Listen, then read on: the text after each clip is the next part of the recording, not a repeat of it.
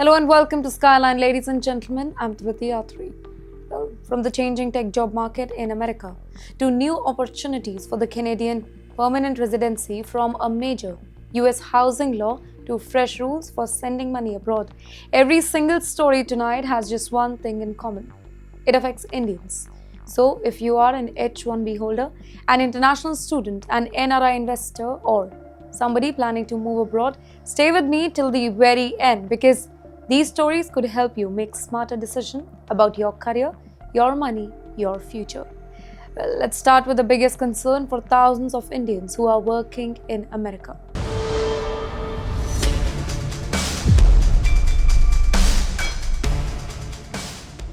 For years, the American tech industry was seen as the land of endless opportunities. A software engineer lost a job on Monday, and by Friday, another company was already calling with a better offer. Experienced professionals were in demand. Companies competed just to hire them. Higher salaries, generous stock options, and multiple job offers became a new normal for them. But that America, it is no longer existing. Today, every single engineer with 10 to 15 years of work experience are spending about 6 to 8 months searching for a new job. People who once led large engineering teams are struggling to get interview calls. Highly qualified candidates are applying to hundreds of positions but hearing nothing back. This is no longer a temporary slowdown. Experts believe that the American tech industry is going through a structural transformation that could permanently change how the companies hire. Now, you may be wondering that the US economy is still growing, right? If companies like Microsoft, Google, Meta, Nvidia continue reporting billions of dollars in profit, then why aren't they hiring? The answer is surprisingly simple because the money that once went into hiring people is now being spent somewhere else. AI. Today, every major tech company is racing to build powerful AI system that requires massive investment in advanced chips, expensive data, and cloud computing with specialized computing hardware. These projects could cost billions of dollars, and to free up that money, companies are reducing one of their largest expenses: employee salaries. But layoffs are only part of the story. The hiring process itself has completely changed. Earlier, a company might interview you 3 times before making an offer. Now, candidates are going through 6 or maybe 7 or maybe 8 interview rounds. In fact, there are coding tests, there are system design interview, take-home assignments, executive decisions, and detailed background verification. And sadly, even after clearing all of that, there is still no guarantee of receiving an offer. And yes, then comes another challenge. Artificial intelligence is now reviewing resumes before a human recruiter even looks at them. Thousands of applicants are scanned automatically. Sometimes a highly qualified engineer is rejected simply because the resume format does not match with what AI system is looking for. Can you imagine preparing for years, maybe building experience working in top companies and still getting rejected before a real person even reads your profile? Well, that's becoming the new reality for many professionals. The market itself, it has become divided. At one end, entry-level jobs are disappearing because a coding assistant can now perform any routine performing tasks here. At the other end, companies are desperately searching for specialists in AI, cloud security, cybersecurity, data infrastructure, and site reliability engineering. The middle layer, the traditional software engineer, is facing the toughest competition. This is specifically worrying for Indians who are working in the US. Many are on H-1B visas. Losing a job does not just mean losing a salary for them. It can also create immigration pressure. In fact, when finding a new employer takes 6 to 8 months instead of 30 days, savings begin to disappear. Financial stress increases and families are forced to make decisions that are very difficult about their future. And what should professionals do here? Don't you worry. Let me quote that. Experts say that old strategy of applying to thousands of jobs online, it is no longer enough for you. Networking has become more important. In fact, building relationship with hiring managers, learning AI tools, upskilling in cloud infrastructure, cybersecurity, and specialized engineering roles. Well, these are becoming the skills that companies are still willing to pay for. Message is clear here. The American tech industry is no longer collapsing, but it is changing. And those who understand the change early will be in much stronger position than those who continue following yesterday's hiring playbook. Ladies and gentlemen, the job market is becoming tougher, but jobs aren't the only thing under pressure in America.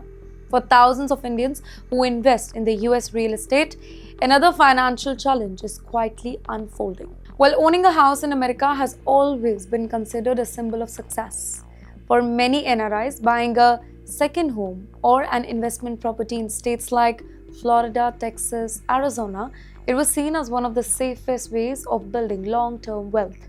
The formula looks simple: buy a home, rent it out, let the tenants pay the mortgage, watch the property's value increase every single year, and slowly build wealth without doing much. Well, for more than a decade, this strategy worked beautifully. But in 2026, that story is definitely changing. The numbers are beginning to tell a very different story here. According to fresh real estate data, rental growth across the United States has slowed dramatically. In many of America's fastest growing Sunbelt cities, rents have almost stopped increasing. Some markets are even seeing rents fall here.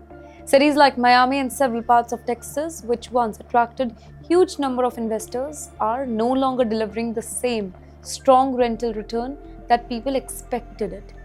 So what happened? Let's decode that. Well, the answer takes us back to the pandemic. When remote work it became common, millions of Americans left expensive cities and moved to places like Austin, Dallas, or Tampa. Developers saw this growing demand and started building thousands of new rental homes and apartment complexes. For a while, everything looked perfect, but today, those newly built properties are entering the market at the same time. And suddenly, there are more rental homes than tenants in many areas. When supply increases faster than demand, rents stop rising. Sometimes they even begin to fall. That's simple economics. But falling rent, it is only half the problem here. The bigger challenge is cost of owning these properties.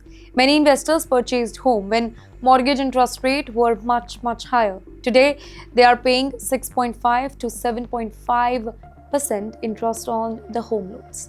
At the very same time, property taxes have increased. Insurance premiums, specifically in states like Florida and Texas, have become much more expensive.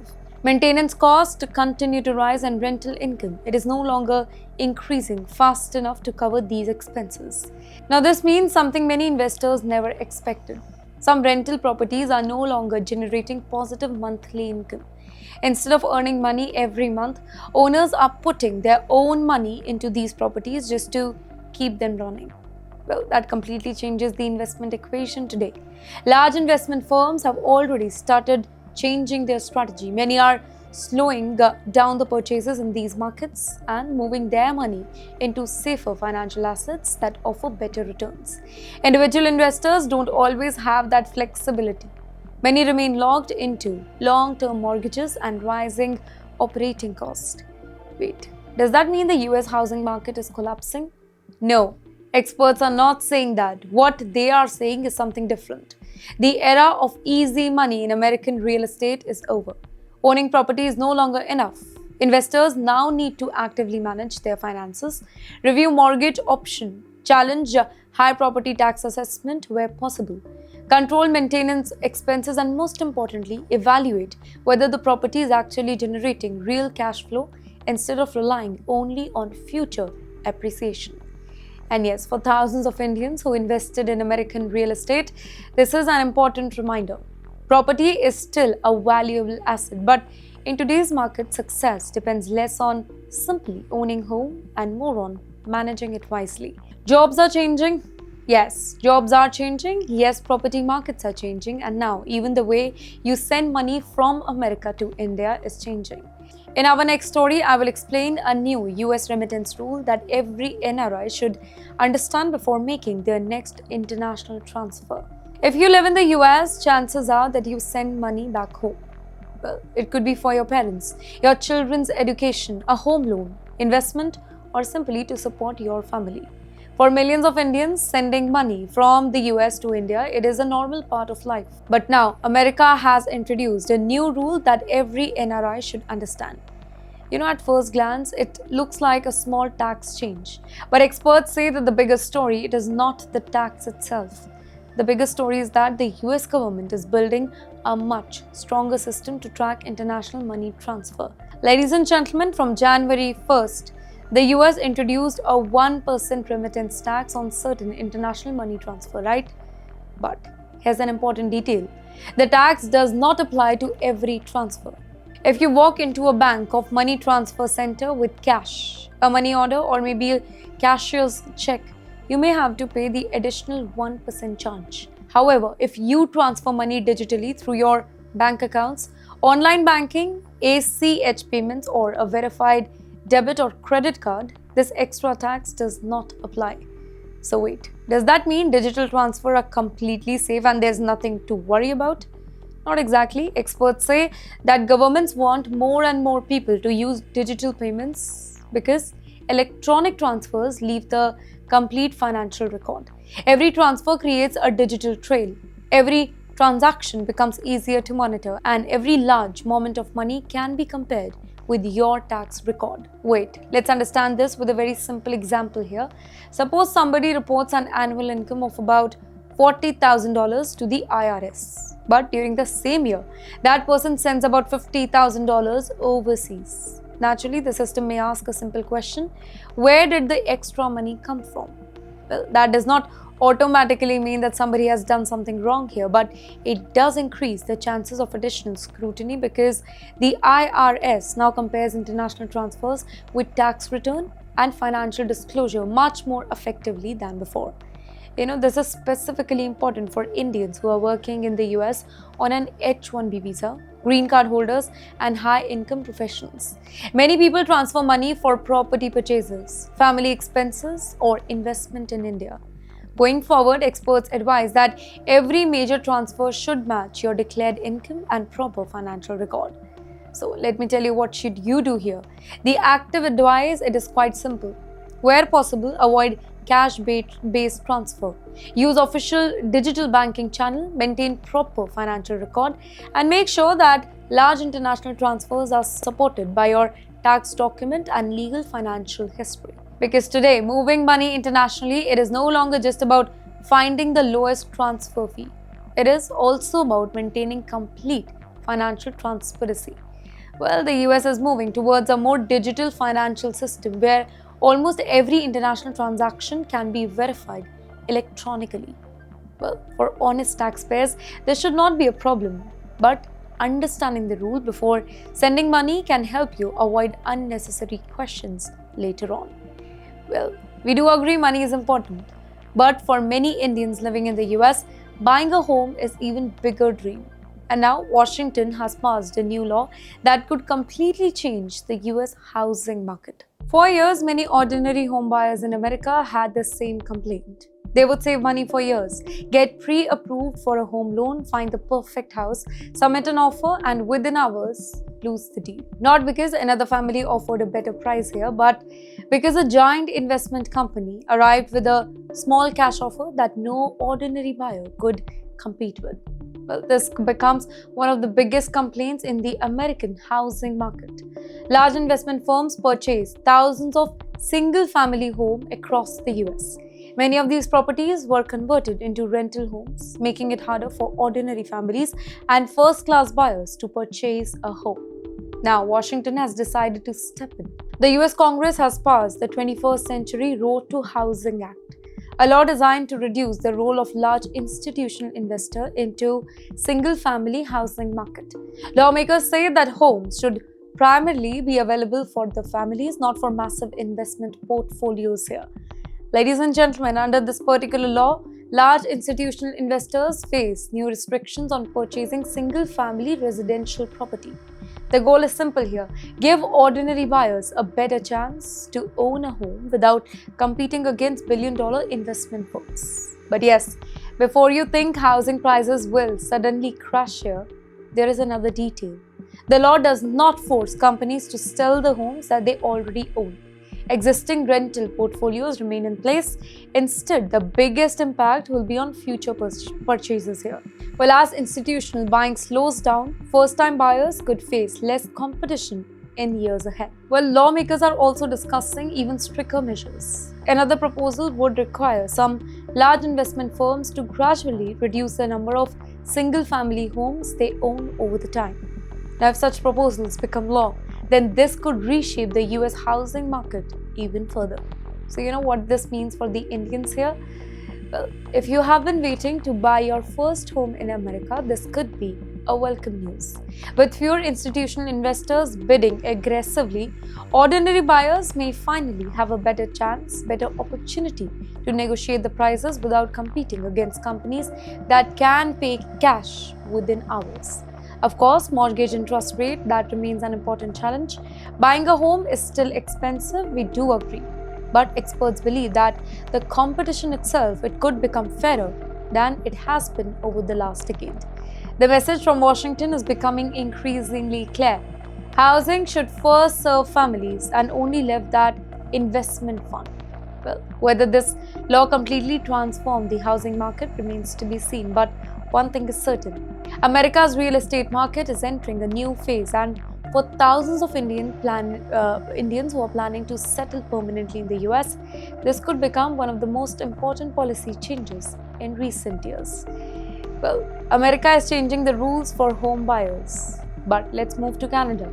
Canada is changing the rules for immigrants. In our next story, we will look at a surprising new pathway to Canadian permanent residency that many skilled professionals are now paying attention to. Well, for many Indians living in Canada, permanent residency has started feeling like a moving target. Every time express entry results are announced, the CRS score, it seems to climb even higher. Many skilled workers with good education, years of experience and strong English scores, they are still waiting in the express entry pool, wondering when their turn will finally come. Some have even started questioning whether they will ever receive an invitation. But this week, Canada surprised everybody with a draw that has completely changed the whole conversation. On July 22, Immigration, Refugee and Citizenship Canada invited 5,000 people to apply for PR. But what caught everybody's attention was not the number of invitations. It was the minimum CRS score.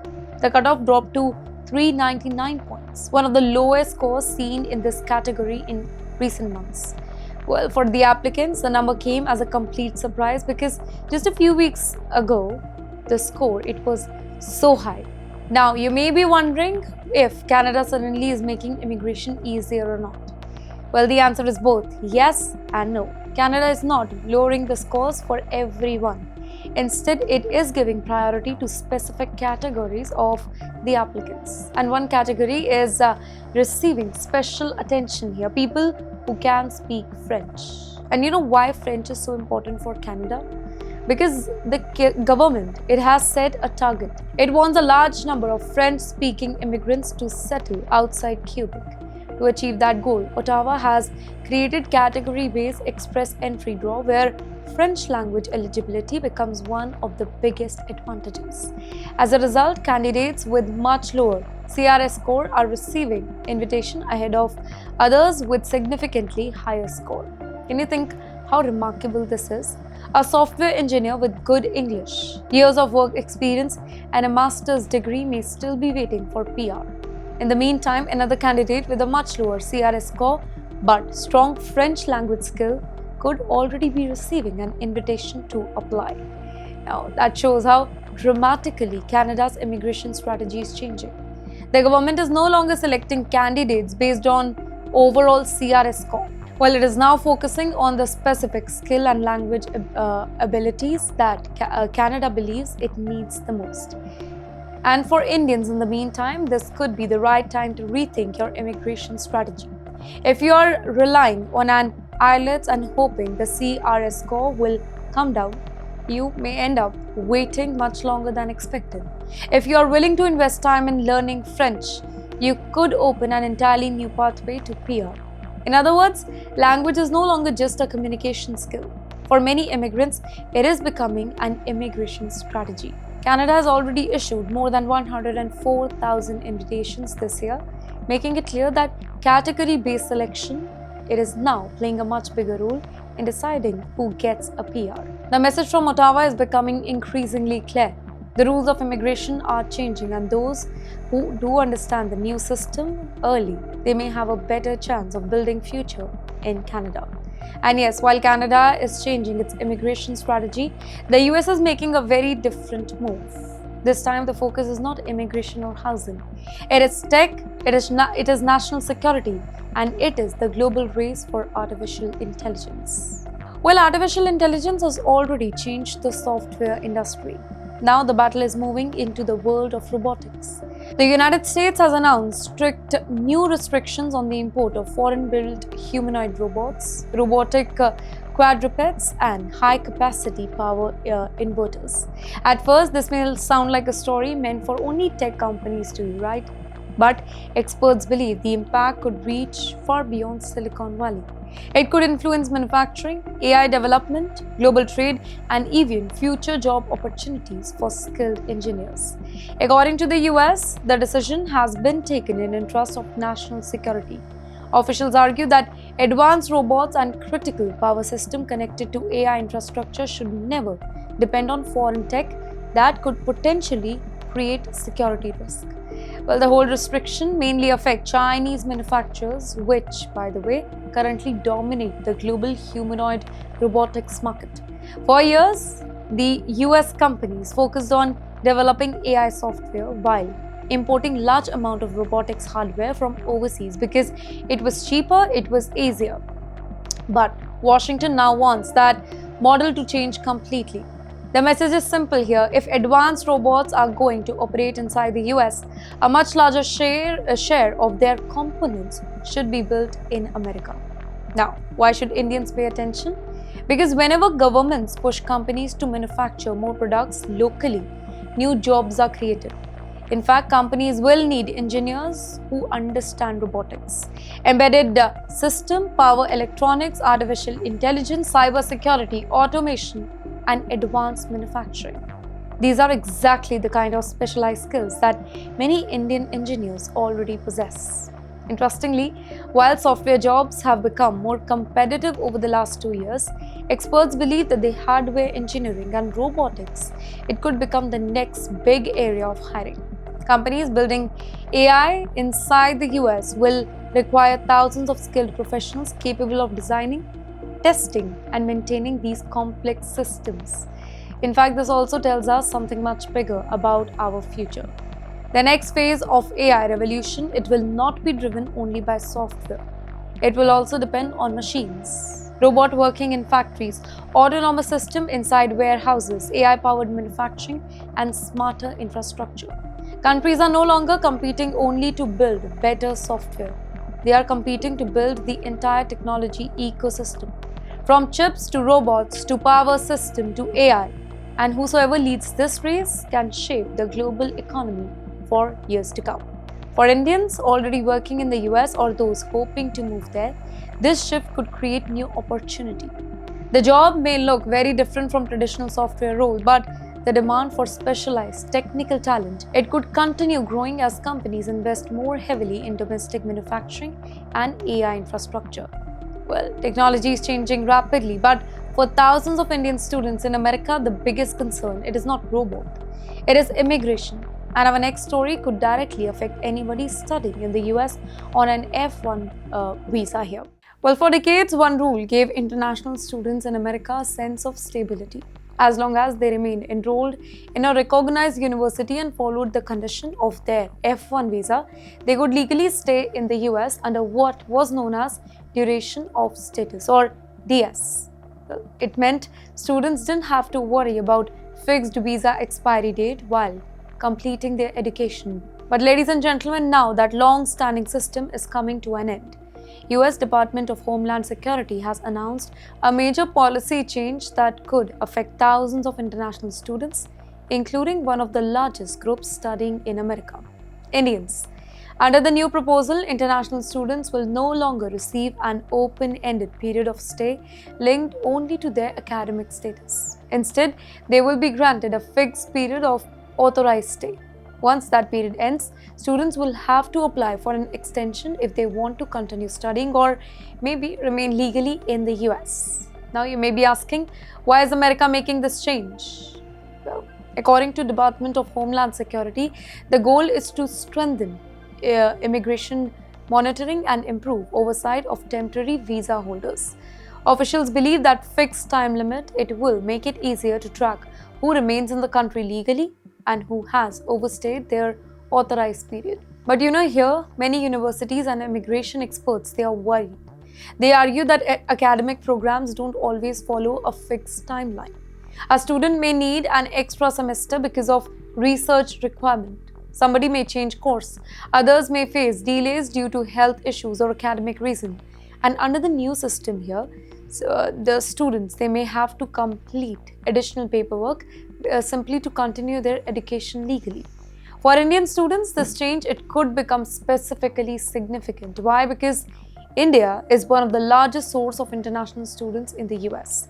Every year, thousands of young Indians travel to America hoping to build a career through higher education, optional practical training, and eventually long-term employment. A fixed period of stay means that they will now have to monitor immigration deadline much more carefully than before.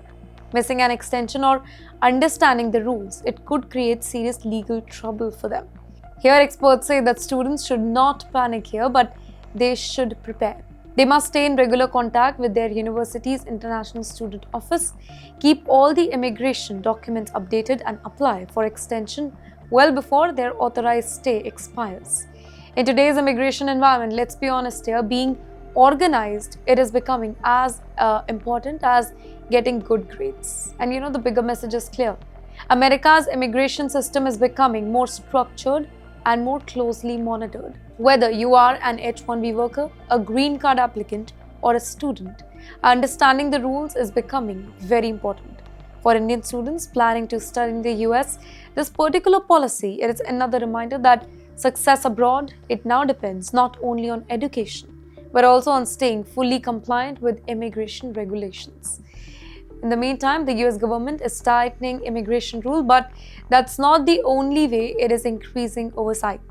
At American airports, another system is expanding quietly, and it could change how immigration authorities monitor travelers. Well, every single day, millions of people pass through airports across the United States. Some are American citizens who are returning home.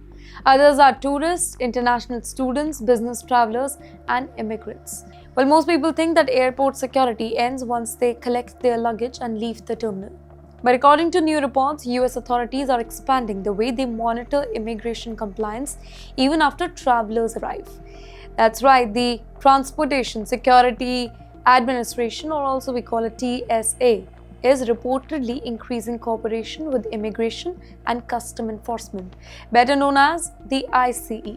The goal is to improve identity verification and strengthen immigration enforcement by using passenger information more efficiently across different government agencies. In the meantime, officials say that these measures are designed to improve national security and ensure that immigration laws are properly enforced. Modern technology allows government agencies to verify identities faster, detect irregularities more effectively, and reduce fraud within the travel system. Well, supporters believe that these changes will make airports safer while improving coordination between federal agencies. However, the announcement has also started an important debate. Privacy advocates, they argue that greater information sharing between agencies could increase government surveillance and raise concern about how passengers' data is collected, how it is stored, how it is used. They say it is important to maintain a balance between national security and individual privacy right. So you know what this means for Indians traveling to or living in the US? For people carrying valid visas and proper documentation, experts say that there is no immediate reason to worry. But it does highlight one important reality today. Immigration compliance is becoming more digital, more connected, more data-driven than ever before.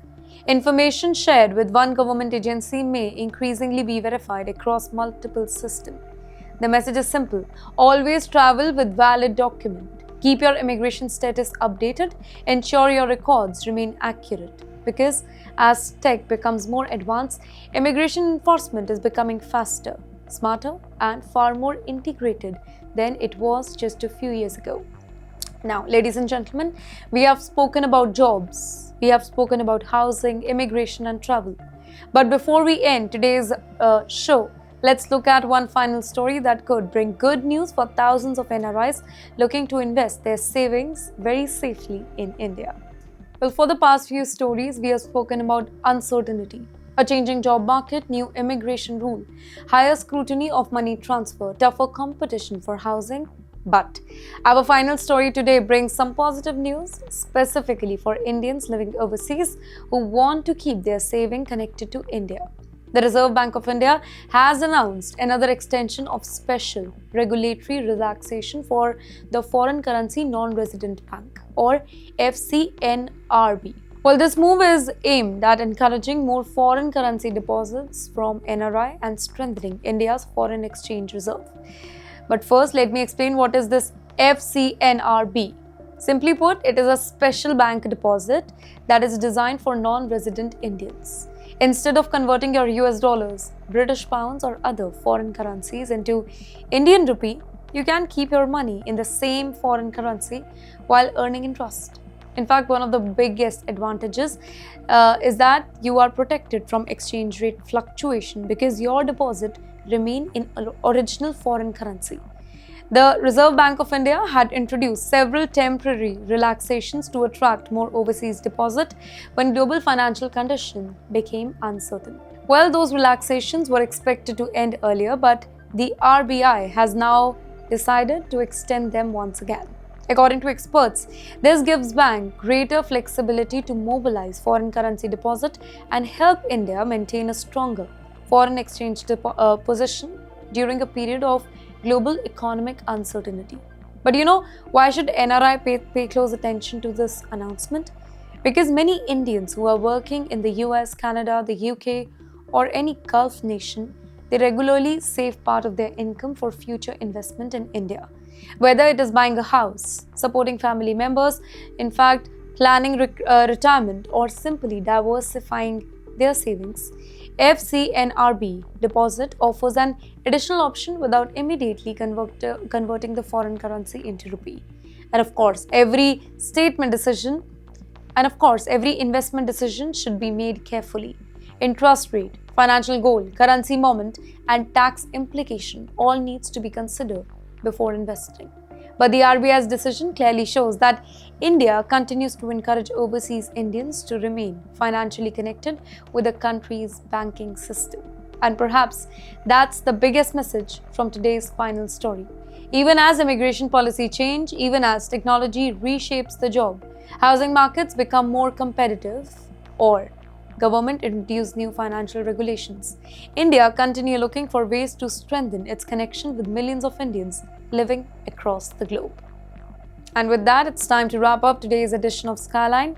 The world does not stand still. Policy change, economies evolve, new opportunities appear while old ones disappear.